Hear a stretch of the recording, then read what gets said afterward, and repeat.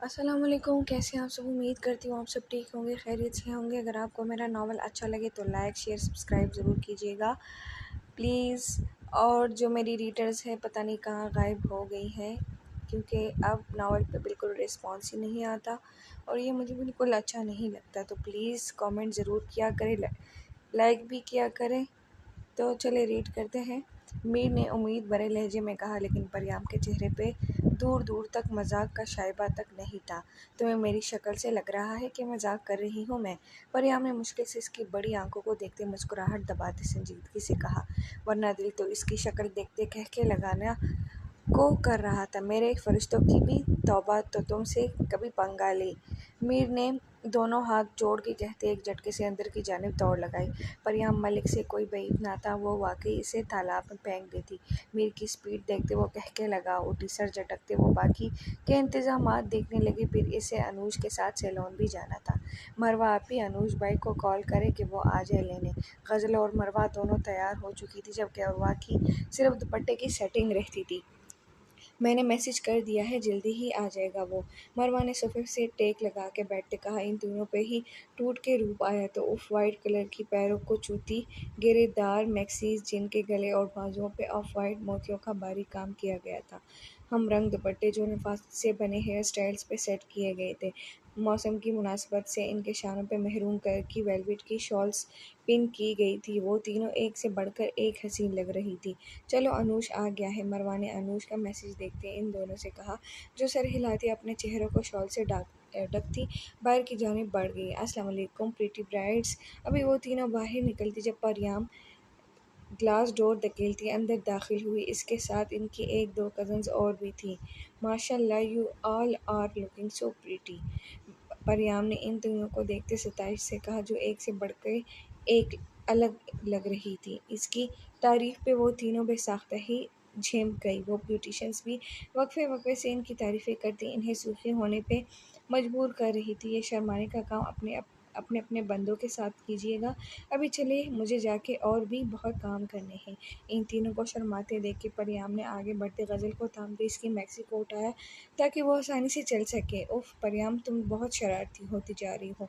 इसे मुसलसल शरीर निगाहों से खुद की जानिब देखते पाके मरवा ने अपनी शर्म हया को गुस्से के लबादे में लपेटते आंखें निकालते कहा, जो खिलखिला के हंसती, डोंट वरी आपी शरारत होती है ये तो अनूश भाई बताएंगे आपको। बेबाकी से कहते फरियाम ने आंख विंक की। मरवा सटपटा के रह गई। वो इन सबसे छोटी थी, लेकिन इतनी ही बेशरम और बेबाक। ये बात मलिक विला की लड़कियों के अलावा, परियाम की दोस्तों के अलावा कोई नहीं जानता था, लेकिन अनकरीब मलिक विला का हर इंसान परियाम मलिक की बेबाकी के मुजाहिरे देखने वाला था। इन सब के कानों से धुआं निकलता महसूस होने लगा था। बातें करते करते वो लोग बाहर आ गए। गज़ल को गाड़ी में बिठाते परियाम वापस जाके बैग्स ले आई, जबकि मरवा और उर्वा को दूसरी कज़न्स गाड़ी में बिठा चुकी थी। अनुज की गाड़ी का शीशा बजाते इसे शीशा नीचे करने को कहा। क्या हुआ शहजादी? अनुज जो सीट बेल्ट लगा रहा था जल्दी से शीशा नीचे करते फिक्रमंदी से पूछा। हाँ सब ठीक है अनुज भाई, लेकिन शायद निकाह की खुशी में आपकी आंखें काम करना छोड़ चुकी है। शायद आप मेरी गाड़ी में बैठ गए हैं। संजीदगी से इसकी कनपट्टी पे दस्तक देते कहा। क्या मतलब मरवा तो मेरी गाड़ी में है? अनुज ने बौखलाते फ्रंट सीट पे देखा। वो तो वैसे ही इसके घूंघट की वजह से तपा बैठा था। अनुज भाई, आपकी छोटी सी लाडली शहजादी इतनी भी अच्छी नहीं है कि आपको आपकी बेगम के साथ प्राइवेसी देगी। मासूमियत से आंखें पटपटा के कहती अनुज को वो कोई पापा कटनी पुप्पो का कॉल टेस्ट वर्जन लगी। अनुज तब ही गया था। इस हरकत पे क्या मतलब? वो कोई पागल था जो अपने सैलून की अपॉइंटमेंट छोड़े अपनी बेगम को लेने आया था ताकि सबसे पहले इसे देख सके। कसम से अगर तुम मेरी लाडली शहजादी ना होती तो मैं तुम्हारा खून पी जाता। परियाम ठग से गाड़ी का दरवाज़ा बंद करते अनुज दोनों हाथों में बालों को दबोचते दांत कचकचाते कहा, हाँ बैड लक अनुज भाई। नफ़ी में सर हिला के वो चेहरे पे अफसोस कुन तासुरात से जाके गोया हुई, अलबत्ता बुरी आंखों में नाचती शरारत वाज़ेह थी। क्या करूँ मैं तुम्हारा? दोनों हाथों को इसकी गर्दन पे जमाते वो रूहान सा हुआ, अलबत्ता गिरफ्त नरम थी गर्दन पे। अनुज भाई, आज आप में मरवा आपी की रूह आ गई है। क्या चुड़ैलों की पूरी खूबियाँ नज़र आ रही हैं? इसके दोनों गालों पे उंगलियां जमाते इनको अंदर की जानिब दंसाते वो खिलखिलाते हुए गोया हुई, मेरी शहज़ादी अनूश बाई की जान हमेशा ऐसे ही हंसती मुस्कुराती रहो। इसकी पेशानी पे लब रखते वो नरमी से गोया, वरना जो अनुषा ने किया था वो परियाम से नज़रें मिलाने के काबिल नहीं रहा था। अगर आपको लगता है ये लाड प्यार दिखा के मैं आपको मरवा आपी को देखने दूंगी तो बहुत बड़ी गलतफहमी है आपकी। उंगली उठा के इसे वार्न करते वो झट से गाड़ी में बैठी। पागल पागल, अनुज ने इसके सर पे दब रसीद करते कहा, जो अपना सीट बेल्ट बांध रही थी। इसके सर पे दो उंगलियों को टिका के मखसूस अंदाज में सलाम जाते वो गाड़ी आगे बढ़ा गई। अनुज भी सर झटकता अपनी कार की जानिब बढ़ गया। वो वाकई परियाम की गाड़ी में बैठा था। उफ मेरी जंगली बिल्ली, तुम्हें देखने की ख्वाहिश में मैं ब्लैक और वाइट का डिफरेंस ही भूल गया। अपनी वाइट कार का दरवाजे खोलते वो खुद से गोया दिलकश मुस्कुराहट लोगों पे सजाते इसने गाड़ी स्टार्ट की। इन सबको मलिक विला छोड़ते इसे सेलोन भी जाना था। मलिक विला में मेहमानों की आमद शुरू हो चुकी थी। हर तरफ गहमा गहमी थी। अब्बास, दाऊद और हमजा मलिक अपनी अपनी बेगमात के साथ सबको वेलकम कर रहे थे। आखिर को तीनों भाइयों के बच्चों की शादी थी। निकाह चूँकि शाम के वक़्त था, इसके लिए लाइटिंग को कम रखा गया था।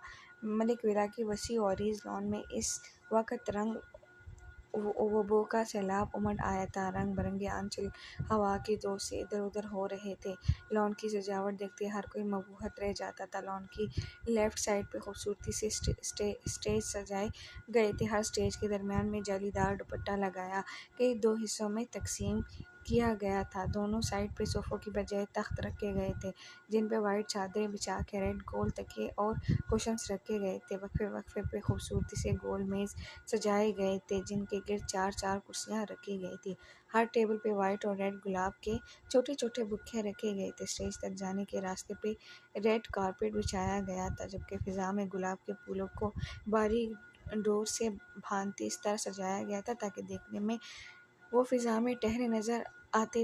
लॉन की रेड राइट साइड पे खाने का इंतज़ाम किया गया था, जबकि दूसरी साइड पे म्यूज़िक सिस्टम सेट किया गया था, जिस पे धीमे सुरों में कोई गाना बजता माहौल को रोमानवी बना रहा था। तीनों ब्राइड्स को बैक साइड से निचले पोर्शन के ही कमरे में चौड़े परियां बाहर आई ताकि आखिरी दफ़ा सारे इंतजामात देख सके। मुस्कुरा के सबसे तारीफ़ें वसूल करती इसने वेटर्स को इंस्ट्रक्शंस दी, जो मेहमानों को ड्रिंक सर्व कर रहे थे। बेफिक्र होते परियाम ने कदम आहान के कमरे की जानिब बढ़ाए। आखिर को अपने एसएसपी सर को पागलपन भी तो दिखाना था। वो चाह के भी अभी तक वापस नहीं आ पाया था। परियाम ने खामोशी से आहान का ड्रेस बेड पे रखा था। अनूश और हसाम तो सैलून से ही रेडी होके आने वाले थे। इन तीनों के लिए परियाम ने खुद ड्रेसेस लिए थे, वाइट शलवार कमीज पे स्किन चादरें, साथ इनकी पसंद के मुताबिक घड़ी और परफ्यूम्स। खूबसूरत से इनके नाम के कफ लिंक्स। अनूश और हसाम को तो इसकी ड्रेसिंग चॉइस बहुत पसंद आई थी। परियाम ने ड्रेसिंग पे पड़ा आहान का सामान देखा, लेकिन कुछ भी इसके काम का नहीं था। कुछ सोचते कदम वॉशरूम की जानिब बढ़ाए। शावर जेल को देखते इसकी आंखें चमकी। जीन्स की पॉकेट से छोटी सी सफ़ेद रंग के सफ़ूफ की पुड़ियाँ निकाली। शावर जेल का ढक्कन खोलते वो पूरा सफ़ूफ इसमें मिलाया। फरियाम ने अच्छे से मिक्स करते शावर जेल वापस इसकी जगह पे रख दिया। अब आपको मेरा पागलपन पता चलेगा आहान भाई, दोनों हाथों को झाड़ते खुद से कहते वो पुरस्रार कह के लगा गई। फरियाम जिस खामोशी से आई थी, इसी खामोशी से वहाँ से निकल गई। अरियान बेटा, आहान को फ़ोन करो, किधर रह गया है। मलिक विला के लॉन में मेहमानों की आमद ज़ोर और शोर से जारी थी। अगर चाह निकाह में सिर्फ गरीबी लोगों को बुलाया गया था, लेकिन आहान के पुलिस और अनुज के एक काबिल हार्ट सर्जन होने की बदौलत इनके दोनों अहबाब का सर्कल काफ़ी वसी था। निकाह का टाइम होने वाला था, लेकिन आहान ताहिर अभी लापता था। अफशा बेगम ने खाने के इंतज़ामात देखते अरियान से कहा, जो पहले ही इसे कॉल कर रहा था। जी पप्पो, इसे ही कॉल कर रहा हूँ। अरियान ने दोबारा आहान को कॉल करते मोबाइल कान से लगाया। जब आहान मोबाइल हाथ में लिए मुतलाशी नज़रों से इसे ही ढूंढता लॉन में आता नज़र आया। ले आ गया। आहान को देखते अरियान बरहमी से गोया हुआ, जो पुलिस यूनिफॉर्म में मलबूस पूरे बालों को माथे पे बिखरे बेनियाजी से अरियान की जानिब आ रहा था। इस खूबरू एसएसपी को देखते कितनी ही लड़कियों के दिल धड़के थे, लेकिन वो इन सबको नज़रअंदाज करता लंबे लंबे डग बढ़ते अफशा बेगम तक पहुंचा। इनकी पेशानी पे बूसा देता सीने से लगा गया, जो इसे खफगी से देख रही थी। सॉरी मम्मा, बहुत ज़रूरी काम था, मैं बस अभी रेडी होके आया। अहान ने इनके बोलने से पहले ही मासूमियत से मिस्कीन सी शक्ल बना के कहा कि अफशा बेगम अपने खूबरू बेटे के सदके वारी जा रही थी, जो ऐसा कहता इतना क्यूट लग रहा था। इन्होंने चटपट बच्चों की तरह इसके दोनों गाल चूम डाले। अब इतने लोगों में अपनी माँ के खुल्लम खुल्ला प्यार के इजहार में बेसाख्ता अहान के गाल गुलाबी पड़े। अरियान ने मुश्किल से मुस्कुराहट जब्त करते इस शर्मीले दूल्हे को, चल कमीने अब जा या निकाह कैंसिल कर दे। आर्यन ने इसकी गर्दन में बाजू हायल करते अपनी तरफ खींचते शोख लहजे में कहा, जो इसकी बात पे बिलबिला उठा, तेरा जैसा कमीना दोस्त खुदा किसी को न दे। अल्लाह अल्लाह करके तो निकाह हो रहा है, तो इसको भी रोकने के मशवरे दे रहा है। आवान ने इसकी पीठ पे मुक्का झड़ते धीमे लहजे में गर्राते हुए कहा। इसके इस तरह गर्राने पे आर्यन अब्बास कहके लगा गया। इतने ही लोगों ने मुड़ के इस खूबरू नौजवान को देखा था, जो ब्लैक शलवार कमीज जेब तन किए, पैरों को पेशावरी चप्पल में कैद किए, कंधों पे अजरक डाले कोई मगरूर वडेरा ही लग रहा था। मलिक विला के लड़के तो हुस्न की दौलत से माला माल थे, एक से बढ़कर एक हसीन और खूबरू नौजवान, जिन पे ख़ानदान भर की माओं की नज़रें थीं। लेकिन एक साथ अनूश और अहान की निकाह की खबर ने जहाँ कई लोगों को खुशी पहुंचाई थी, तो कई लोग हसद और जलन का शिकार थे। अब इन सब की नज़रें आर्यन अब्बास पे थी, जिसकी रोबदार शख्सियत ने पूरे माहौल में सहर तारी कर रखा था। कितना गुन्ना मीसना है तू, बहुत जल्दी है खुद पे शादीशुदा का टैग लगवाने की, जन मुरीद बनने की।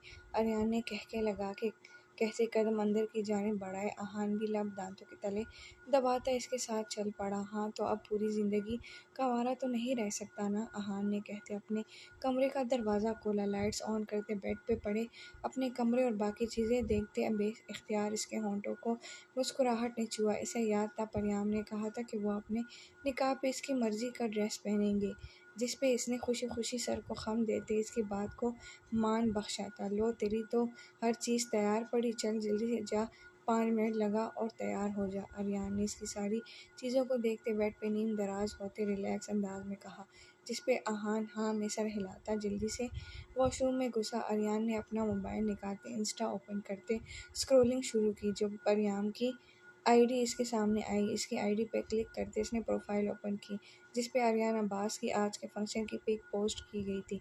तस्वीर यकीनन खिड़की से ली गई थी, जिसमें आर्यन अब्बास लॉन में खड़ा वेटर्स को हिदायत दे रहा था। सियाह शलवार कमीज़ में इसका दराज कद नुमाया हो रहा था। सियाह कमीज़ चट्टानी सीने चिपकी हुई इसके कसरती वजूद को नुमाया कर रही थी। अजरक को गले में डाली दोनों पल्लू आगे की तरफ डाले हुए था। सियाह कमीज़ के बाजू हमेशा की तरह कोहनियों तक फोल्ड किए। आर्यन अब्बास बाएं हाथ को पूरे बालों में उलझाता किसी बात पे हंस रहा था, जिसकी भारी मर्दाना खिलाई में परियाम की दी गई रेस्ट वॉच पूरी आबोताब से चमक रही थी। जब परियाम ने इसकी तस्वीर क्लिक की, आर्यन बेसाख्ता मुस्कुरा दिया। परियाम के सोशल मीडिया अकाउंट पे ज़्यादा तस्वीरें आर्यन अब्बास की होती थी। आर्यन अब्बास को अपनी तस्वीरें बनवाना पसंद नहीं था, लेकिन परियाम आर्यन अब्बास को इतनी खूबसूरती से अपने कैमरे में कैद करती थी कि आर्यन अब्बास मबहूत रह जाता था। आर्यन ने स्क्रॉल करते निचली पोस्ट देखी, जिसमें परियाम मीर की गर्दन दबोचे इसके कान में कुछ कह रही थी। चेहरे पे खुशीले तासुरात थे, जबकि मीर सरासमीगी की कैफियत में इसे देख रहा था। चेहरे पे डर वाज़ेह था। आर्यन ने गौर किया, ये तस्वीर भी आज की ही थी। कैप्शन पढ़ते आर्यन अब्बास कहके लगा उठा, अपनी टर टर करती ज़ुबान को काबू में रखो वरना तालाब में फेंक दूंगी। इसने मीर को टैग करते पोस्ट की थी, जिस पर मीर ने सैड इमोजी कमेंट किए थे। आर्यन ने कमेंट सेक्शन ओपन करते कमेंट पढ़ना शुरू किए, जिसमें मीर और परियाम की दोस्ती की मिसालें दी जा रही थी। तो कहीं बेबाक लड़कियां मीर के लुक्स पे कमेंट करती बेबाकी के मुजाहरे कर रही थी, जिस पे परियाम ने इन्हें खड़ी खड़ी सुनाते इनके 14 तबक रोशन किए थे। अभी आर्यन और कमेंट पढ़ता जब वॉशरूम से अहान की दिल दहला देने वाली चीखें बुलंद हुई। आर्यन अब्बास ने बौखलाते हुए वॉशरूम के बंद दरवाजे को देखा। मोबाइल हाथों से छूटता नीचे जा गिरा था। अभी वो कुछ कहता जब अहान ब्लैक ट्राउज़र और ब्लैक वेस्ट में मलबूस बाहर निकला। इसकी शक्ल देखते आर्यन अब्बास का कहके बेसाख्ता था, मीर जो अभी फ्रेश होके वॉशरूम से निकला था, परियाम को सोफे की बैग से टेक लगाए पाँव टेबल पे रख के रिलैक्स अंदाज में बैठे देख के इसने बौखलाते हुए टॉवल को गर्दन से निकालते अपने बरहना सीने पे फैलाया। क्या हुआ मीर, तुम ठीक हो? ये इतने रेड रेड क्यों हो रहे हो? परियाम जो मज़े से मोबाइल में स्क्रॉलिंग करती मीर का वेट कर रही थी, दरवाज़ा खुलने की आवाज़ पे मीर को देखा, लेकिन इसका सुर्ख पड़ता चेहरा देख के वो फिक्रमंदी से गोया हुई। तुम यहाँ क्या कर रही हो? परी मीर ने जल्दी से बेड से शर्ट उठा के पहनते बौखलाते हुए पूछा। परियाम जो ना समझी से इसे देख रही थी, इसे सराहत से शर्ट पहनते देख के मुस्कुराहट दबा गई। उफ परियाम, ये गोरा चिट्टा पठान गुस्से का जितना तेज है उतना ही मासूम और शर्मीला भी है। परियाम दिल में सोचते खुल के हंसती। मैं तो तुम्हारा ड्रेस लेके आई थी, लेकिन तुम वॉशरूम में थे तो यही बैठ के वेट करने लगी, परियाम ने नॉर्मल अंदाज में कहते कंधे उचकाए। असूलन तो परियाम को ऐसे शर्टलेस देखते शर्म और हया से सुर्ख पड़ना चाहिए था, लेकिन यहाँ तो मीर मलिक ये काम ज़ोरों शोर से सरंजाम दे रहा था। परियाम सर झटकती हंस पड़ी। इसे इन सब चीज़ों से कोई फ़र्क नहीं पड़ता था, वो अपनी नज़रों को काबू में रखना जानती थी। इसने एक के बाद दूसरी नज़र मोड़ के मीर को देखा तक नहीं था। ड्रेस, लेकिन मैं तो ये पहन रहा हूँ ना। मीर ने वार्डरोब खोलते इसमें से अपना ड्रेस निकालते हैरानगी से पूछा। तुम ये नहीं पहन रहे मीर ने इसके हाथ से ड्रेस लेते वापस हैंग किया। लेकिन क्यों परी? मीर ने नासमझी से इसे देखा। ये ड्रेस हमने लास्ट ईद पे बनवाया था और अब फिर ईद आने वाली है, तुम ये नहीं पहन रहे? ये देखो, मैंने अपना और तुम्हारा ड्रेस सेम बनवाया है, तुम ये पहन रहे हो। परियाम ने बेड से ड्रेस उठाते मीर के हाथ में थमाते कहा, जो मुंह बिगाड़ दिया। तुमने फिर से अपनी सेविंग्स मुझ पे खर्च कर दी परी। मेरे पास इतने ड्रेसेस थे, मैं पहन लेता। मीर ने धीमे लहजे में नज़रें झुकाए कहा। नो, तुम यही पहन रही हो, परियाम ने अपनी बात पे जोर देते कहा। लेकिन परी, इसकी क्या ज़रूरत? मीर, तुम्हारे पास सिर्फ 5 मिनट है, जल्दी से रेडी होके आओ। इसकी बात काटते वो सख्ती से हतमी लहजे में गोया। मीर को बिल्कुल अच्छा नहीं लगता था परियाम अपनी सारी सेविंग्स इस पे खर्च कर देती थी। परियाम ने पिछले 2 सालों से इसकी ज़िम्मेदारी खुद उठाई थी, इसकी छोटी सी छोटी ज़रूरत को पूरा करना परियाम अपना फ़र्ज़ समझती थी। परियाम खुद पर प्राइवेट पढ़ रही थी, लेकिन मीर को किसी चीज़ की कमी नहीं होने देती थी। वो कभी कभी शर्मिंदा हो जाता था, जिस पे परियाम, जब तक अपना काम स्टार्ट करोगे तो ये सब पैसे मुझे वापस कर देना कह के चुप करवा देती थी। अब भी वो मुँह फुलाए खफगी से इसे देख रहा था। इसकी खफा सूरत देखते परियाम ने दांतों तले लब कुचलते अपनी हंसी को रोका था। परी, लेकिन अब मैं 18 का हो गया हूँ, मैं अब यूनी के साथ पार्ट टाइम जॉब कर सकता हूँ, तुम्हें इतनी मेहनत करने की ज़रूरत नहीं है। मीर ने ड्रेस बेड पे रखते इसके हाथों को थामते मुफाहतमी अंदाज में अपनाते कहा। वो जानता था परियाम इसे कभी जॉब करने की इजाज़त नहीं देगी। परियाम मीर के मामले में किसी दूसरे पे इन्हिसार नहीं करती थी। 18 साल की ही उम्र में ही वो पढ़ाई के साथ पार्ट टाइम सैलून में जॉब करती थी। इसके साथ वो फ़ोटोग्राफ़ी में अच्छी थी, तो इसने अपना छोटा सा स्टूडियो ओपन कर लिया था। छोटे से लेके बड़े पैमाने तक वो फंक्शंस को इतनी खूबसूरती से कवर करती थी कि वो सब हैरान रह जाते थे। वो परियाम मलिक थी।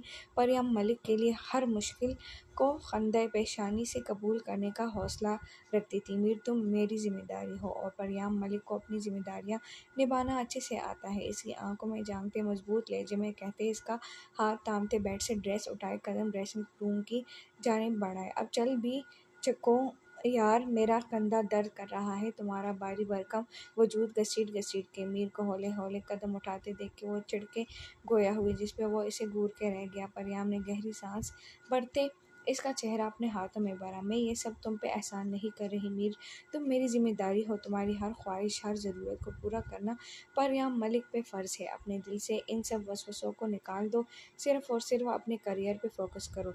जब तक तुम अपना ड्रीम पूरा नहीं कर लेते, तुम्हें किसी चीज़ की टेंशन लेने की ज़रूरत नहीं है। मैं हूँ ना, मैं सब संभाल लूँगी। इसकी सब्ज़ आंखों में अपनी बुरी आंखें गाड़ते वो मजबूत लहजे में गोया हुई। मीर यकटक इसकी बुरी आंखों में देख रहा था। होश तो तब आया जब परियाम ने इसे ड्रेसिंग रूम में धकेलते कपड़े इसके हाथ में थमाए। सिर्फ 5 मिनट मीर, इसके बाद मेरे हाथ तुमसे बात करेंगे। इसके गालों को थपथपाते हुए धमकी अमेज़ लहजे में गोया हुई तो मीर ने झट से दरवाज़ा बंद किया। परियां हंसती जानती थी अभी 2 मिनट में इसके सामने होगा। मीर जल्दी से कपड़े बदलता बौखलाता हुआ बाहर आया। इसे पक्का यकीन था अगर अब इसने 1 सेकंड भी लेट किया तो परियां मलिक इसका कचूमर बना डालेगी। परियाम ने इसे देखते मुस्कुराहट दबाई। सोफे से उठते इसका हाथ थामते कदम ड्रेसिंग की तरफ बढ़ाए। इसके बालों को ड्राई करते नफासत से जेल लगाते सेट किया। मीर खामोशी से इसे देख रहा था। खास मौके में परियाम ऐसे ही तैयार करती थी जैसे एक माँ अपने बच्चे को तैयार करती है ताकि इसका बच्चा सबसे प्यारा लगे। अल्लाह के बंदे थोड़ा सा झुक जाओ, मेरी गर्दन अकड़ गई है। परियाम ने इसके लंबे कद पे टोंट करते कहा जो इसकी बात पे दिलफरेब सा हंस दिया।